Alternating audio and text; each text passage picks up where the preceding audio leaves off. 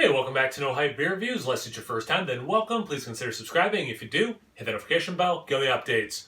Really excited for today's video. So this is Lagunitas Willetized, and about 3 hours ago, I drank the 2019. So depending on when you're watching this, it was 1 year old at the time.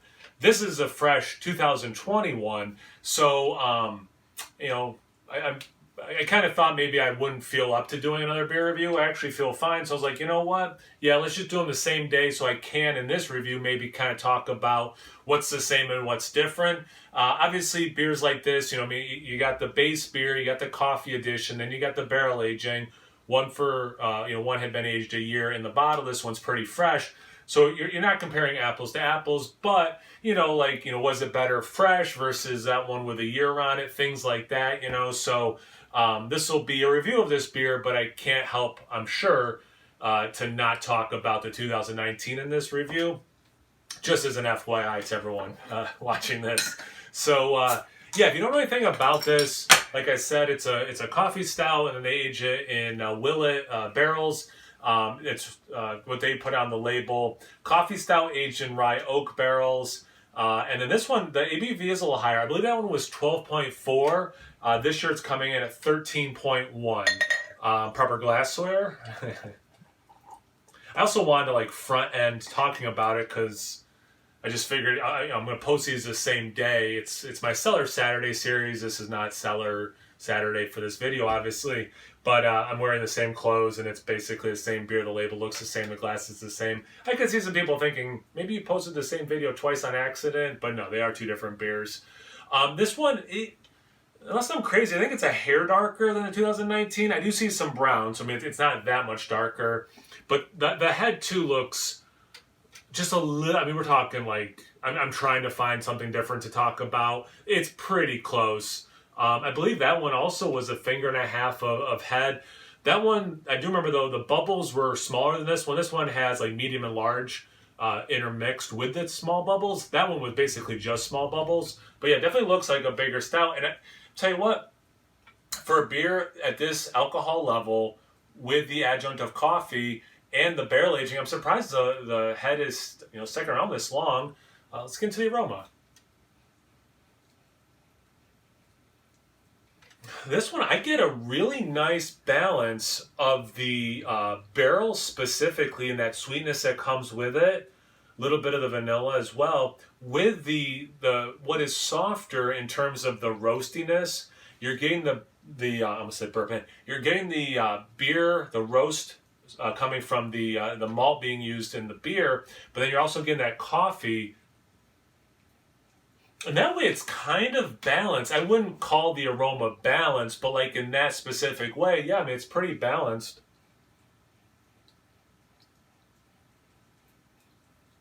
The spirit character is nice. I think this is a hair less sweet than the 2019. Because that one had kind of set me up where I was a little surprised at first when I was drinking it because it was so much drier than what I was thinking was going to drink based on the aroma. This one does seem to be a little less sweet. And I'm not trying to make it a comparison video too much. I would have done them side by side if I wanted to, but both aromas were great. It's just a preference of what do you want more of or less of. There's a soft cherry note, which I didn't get any dark fruit. At least not enough where I thought to say anything. This one I'm getting a little bit of that, which is very pleasant. Yeah, this is lovely. Let's get into the taste. Cheers.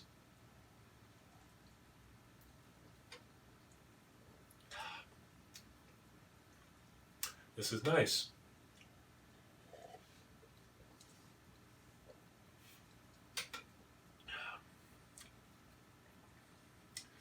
So like that one, it is drier. You get some of the oak tannins, which I like, but that's one of the things that's drying it out. You get the roastiness of the beer. You get the coffee roastiness. I love the coffee in this. I'm a big coffee drinker. So for me, I love this level of coffee.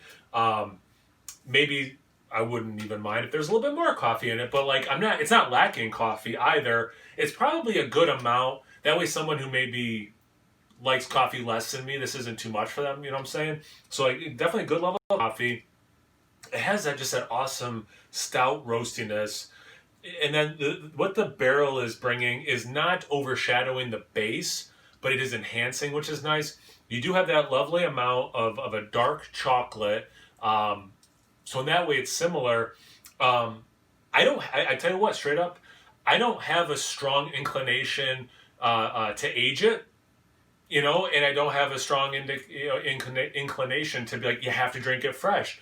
I am liking the 2019 and this one about the exact same. Like a year didn't do wonders and a year didn't turn it to crap. It was still delicious. This super fresh is very delicious, and it's not making me wish it had some age and like potentially things could get rounded, or like too hot or anything like that. With that a little bit higher of an ABV, I'm not getting the it on my palate. I'm just getting a little bit of warmth in my chest. I mean, and like we're talking almost unregisterable. Like it's really low. I did not chill either beers. They're both 60 degrees out of my cellar. I will say this. Going forward, when I don't review, because I bought a 4-pack, and I did have, full disclosure, I have had this. I just kind of drank, not mindlessly, but I wasn't really focused on everything I was tasting while I was drinking it. So it's, not completely blind, but relatively.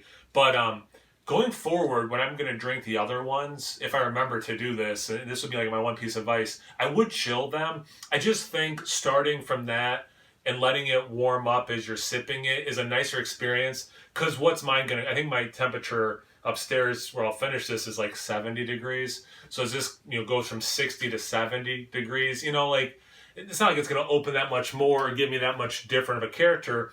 But if I started it, maybe in a refrigerator for an hour before or whatever, or if it had been in the refrigerator for a long time and was refrigerator temperature, maybe take it out, let it sit for half an hour before you crack it, and then just sip it as it's warming. That would be like, it's a beer review channel, I get it. That'd be just my one like little takeaway, and I would hope that at least one person watching this who has this beer changes and chills it first and then enjoys it starting there and letting it warm up. That would make me happy, because I kind of wish I had done that. I can't go back in time and have that happen, obviously. But yeah, it's a delicious beer. It's for the you want to talk about price point, availability, and how awesome it tastes. Like, it's hard to beat this, right? Like when you factor all those things together, it's delicious. And again, fresh, it's delicious. You could buy a 4-pack and drink one every 4 months or whatever, 3 months if you want to do it for the 1 year, or drink it every 6 months and have it a couple years out. And I think you'll enjoy it at every point. I love this beer. Have you had it? What do you think? Do you like to chill your stouts first and like I was saying, let them warm up and open up? Anything related? Do you like coffee in your beer? Whatever. Comment section below. Let's get a conversation going. Check me out on Instagram and on Tap. It's No Hype Beer Reviews, both those places. So please like, comment, subscribe, and most importantly, imbibe. Cheers, everyone.